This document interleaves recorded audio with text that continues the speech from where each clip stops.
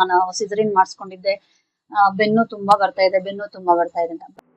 ಹೆಣ್ಮಕ್ಳಿಗೆ ಒಂದು ತಲೆಯಲ್ಲಿರುತ್ತೆ, ಸಿಸರಿನ್ ಆದ್ಮೇಲೆ, ಸಿ ಸೆಕ್ಷನ್ ಆದ್ಮೇಲೆ ಸ್ಪೈನಲ್ ಅನಸ್ತೇಷ ಅಂದ್ರೆ ಬೆನ್ನಿಗೆ ಅನಸ್ತೇಷ ಕೊಡ್ಸ್ಕೊಂಡಿರೋದ್ರಿಂದ ನಮಗೆ ಮುಂದಿನ ಕಾಲದಲ್ಲಿ ಬೆನ್ನು ಬರುತ್ತೆ ಅನ್ನೋದು. ಇದು ನಿಜಾನ?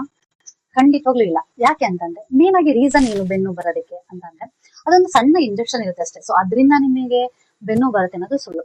ಸೊ ಹಾಗಿದ್ರೆ ನಿಜವಾದ ರೀಸನ್ ಏನು ಬೆನ್ನು ಬರೋದಕ್ಕೆ ಅಂತಂದ್ರೆ, ಪ್ರೆಗ್ನೆನ್ಸಿ ಟೈಮ್ ಅಲ್ಲಿ ಏನಾಗುತ್ತೆ, ದೇಹದ ತೂಕ ಹೆಚ್ಚಾಗುತ್ತೆ, ಮಗುದು ತೂಕ ಹೆಚ್ಚಾಗ್ತಿರುತ್ತೆ. ಸೊ ಅದರಿಂದ ಏನಾಗುತ್ತೆ, ಬೆನ್ನಿಗೆ ಸ್ಟ್ರೈನ್ ಬೀಳುತ್ತೆ, ಅಂದ್ರೆ ಪ್ರೆಷರ್ ಆಗುತ್ತೆ. ಸೊ ಅದರಿಂದ ಏನಾಗುತ್ತೆ, ಅಲ್ಲಿಂದ ಬೆನ್ನು ಸ್ಟಾರ್ಟ್ ಆಗುತ್ತೆ. ಆಪರೇಷನ್ ಟೈಮ್ ಅಲ್ಲಿ ಏನಾಗುತ್ತೆ, ಆಫ್ಟರ್ ಡೆಲಿವರಿ ಏನ್ ಮಾಡ್ಬಿಡ್ತಾರೆ, ಸಿಸರಿನ್ ಆಗ್ಬಿಟ್ಟಿದೆ, ಸಿ ಸೆಕ್ಷನ್ ಆಗ್ಬಿಟ್ಟಿದೆ ಅಂತ ಕಂಪ್ಲೀಟ್ ಅವ್ರನ್ನ ಬೆಡ್ ರೆಸ್ಟ್ ಮಾಡ್ಬಿಡ್ತಾರೆ. ಸೊ ವಾಕ್ ಮಾಡಲ್ಲ, ಅಡ್ಡಾಡಲ್ಲ, ಎಕ್ಸರ್ಸೈಸ್ ಗಳನ್ನ ಮಾಡಲ್ಲ. ಸೊ ಹಾಗಾಗಿ ಏನಾಗುತ್ತೆ, ಅಲ್ಲಿ ಕೋರ್ ಮಸಲ್ಸ್ ಅನ್ನೋದು ವೀಕ್ ಆಗ್ಬಿಡುತ್ತೆ. ಇದರಿಂದ ನಿನ್ನ ಬೆನ್ನು ಇನ್ನೂ ಜಾಸ್ತಿ ಆಗುತ್ತೆ. ಸೊ ಹಾಗಾಗಿ ಆಫ್ಟರ್ ಡೆಲಿವರಿ ನೀವೇನ್ ಮಾಡ್ಬೇಕು, ಸುಲಭವಾದ ಎಕ್ಸರ್ಸೈಸ್ ಗಳನ್ನ ಮಾಡ್ಬೇಕು. ಆಮೇಲೆ ಕಂಪ್ಲೀಟ್ 3 months ಆದ್ಮೇಲೆ ಎಕ್ಸರ್ಸೈಸ್ ಗಳನ್ನ ಮಾಡಿದ್ರೆ ನಿನ್ನ ಬೆನ್ನು ಕ್ರಮೇಣ ಕಡಿಮೆ ಆಗುತ್ತೆ, ಮತ್ತೆ ಕೋರ್ ಮಸಲ್ಸ್ ಅನ್ನೋದು ಸ್ಟ್ರಾಂಗ್ ಆಗುತ್ತೆ. ಸೊ ಹಾಗಾಗಿ ಆ ಟೈಮ್ ಅಲ್ಲಿ ಬೆನ್ನು ಬರೋದು ಕಡಿಮೆ ಆಗುತ್ತೆ. ಬಟ್ ಎಲ್ಲರೂ ಏನ್ ಹೇಳ್ತಾರೆ ಅಂದ್ರೆ, ಸಿಸರಿನ್ ಆದ್ಮೇಲೆ ಅನಸ್ತೇಷ ಕೊಡ್ಸ್ಕೊಂಡಿರೋದ್ರಿಂದ ಬೆನ್ನಿಗೆ ಬೆನ್ನೋವು ಖಂಡಿತವಾಗ್ಲೂ ಬಂದೇ ಬರುತ್ತೆ.